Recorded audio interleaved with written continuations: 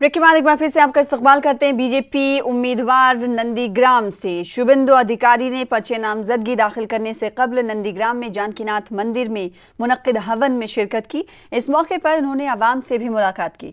शुभेंदु अधिकारी ने कहा कि नंदीग्राम से मेरा ताल्लुक पुराना है। शुभेंदु अधिकारी आज नंदीग्राम से पर्चे नामजदगी दाखिल करेंगे। यहाँ से ममता बनर्जी और शुभेंदु अधिकारी का सीधा मुकाबला होना है। शुभेंदु अधिकारी के साथ मिथुन चक्रवर्ती भी मौजूद रहेंगे। शुभेंदु अधिकारी रोड शो भी करेंगे और रोड शो करते हुए वो पर्चे नामजदगी दाखिल करने के लिए पहुंचेंगे, जिस पर सभी की निगाहें टिकी हुई हैं। और जब वो हवन में शिरकत कर चुके थे उसके बाद उन्होंने मीडिया से इजहार ख्याल किया था। आइए आपको सुनाते हैं। बहुत दिन का रिश्ता है। ममता बनर्जी ये लोग के याद करता है 5 साल अंतर जब चुनाव आता है।